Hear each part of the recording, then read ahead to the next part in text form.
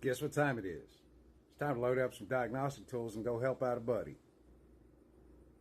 I'm not really sure what I'm up against. I just know that he says it looks like it got broken into and now the key fob doesn't work. So now you have as much information as I do. Welcome to GrimmBilt. Why pay somebody to screw it up and you can screw it up yourself? Maybe even learn something in the process. Preemptive apology. Sorry about the voiceover. Here goes nothing. We're here. Well, there's some clear evidence. So there are signs of forced entry, but the battery's deader than a doornail, so we're going to start there. So the battery is a little discharged. We're going to hook up the jumper cables and charge the battery. And of course, I got to make some off-color jokes because that's just how I roll. And more off-color jokes. It is what it is. Now we're going to turn the ignition on and see what's what.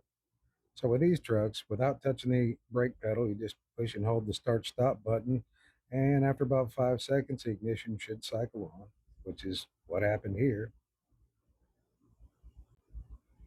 And of course, the dash lit up like a Christmas tree. And we've got some more warning messages. And now I've seen everything. Check this out. Yeah, theft attempted. So clearly there was an attempted theft and there was signs of forced entry and obviously, the deterrent message on the dash. So we're going to hook up the scan tool and see what kind of lovely stuff is there for us. But before we do, we're going to attempt to start this thing. See how this goes. So I attempted to start it, but the battery just didn't have enough juice. So it seemed like we're just going to have to charge it. Yep, battery's just about dead. And y'all, this is one of the sweetest ladies you're ever going to meet. She's a dang good cook, too.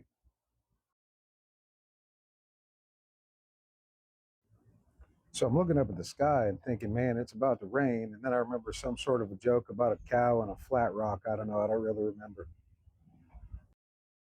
And of course, I had to capture the Honda, charging the Chevy and all. And the dash is lit up like a Christmas tree. Everything seems to be on. So I guess we're going to try to crank it since it's been about 20 minutes or so.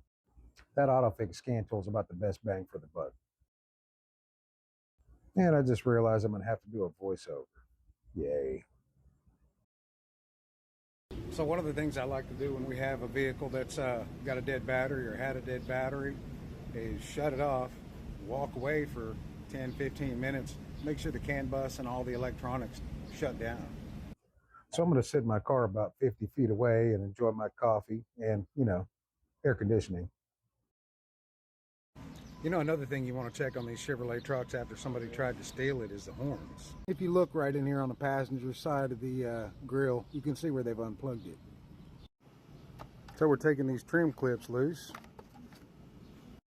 so we can take this trim panel off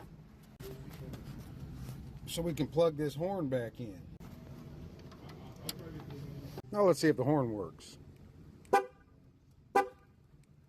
Now we put the trim panel back on. Reinstall these little roly-polies. Reinstall the trim clips. I'm going to implement some my own theft deterrent.